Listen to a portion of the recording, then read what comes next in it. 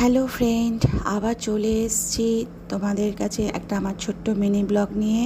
রাত এখন 11:40, রাতের খাওয়া দাওয়া কমপ্লিট, সবাই ঘুমিয়ে পড়েছে। এখন আমি চলবো আমার কালকের জন্য ডিটক্স ওয়াটার রেডি করতে। ডিটক্স ওয়াটারে কী লাগবে সেগুলো ভালো করে ধুয়ে কেটে রেডি করে রেখেছি। এখানে দেখো কী আছে। শসা আছে একটা গোটা পাতিলেবু, একটা গোটা আমলকি, সামান্য আদা কুচি, সামান্য পুদিনা পাতা আর হলুদের টুকরো, আর সামান্য চিয়া সিড আর বেসিল সিড। এইগুলো আমি সব রেডি করে রেখেছি। এবার এখানে আমি 2 লিটার জল নিয়ে নিয়েছি। 2 লিটার জল কালকে সারা দিনের জন্য আমার লাগবে। এই যে দেখো, এখানে সব মেনশন করা আছে কোন টাইমে কতটা করে পরিমাণ জল খেতে হয়, সব দিয়ে দিয়েছি। সাধারণত ডিটক্স ওয়াটার তোমার কাচের বোতলে করতে হয়, বানাতে হয়। যেহেতু আমি এটা অফিসে নিয়ে যাব, তাই জন্য কাচের বোতলটা ক্যারি করা খুবই রিস্ক হয়ে যায়। তাই জন্য আমি একটা ভালো কোয়ালিটির প্লাস্টিকের বোতল নিয়ে নিয়েছি।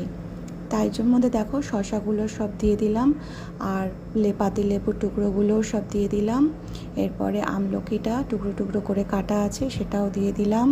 তারপরে আমি দিয়ে দিচ্ছি আদা কুচিটা। যে যতটা পরিমাণ খাবে ততটা দেবে, জলের পরিমাণ রেখে। হলুদ কুচিটাও দিয়ে দিলাম। এবার পুদিনা পাতাটাও একটু বেশি করে দিয়ে দিলাম। পুদিনা পাতার স্মেলটা আমার কাছে খুব ভালো লাগে।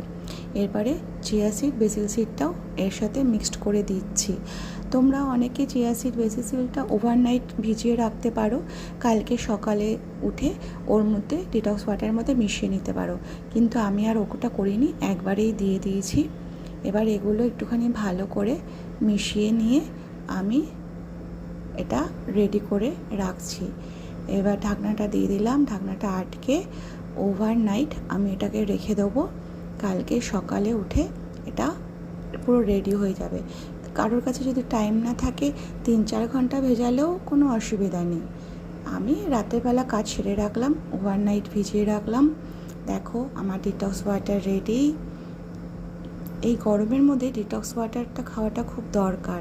ডিটক্স ওয়াটারে খেলে আমাদের স্কিনটাও ভালো হয়, শরীরটাও ঠান্ডা হয়। তাই তোমরা সবাই খেও। Good night, tata.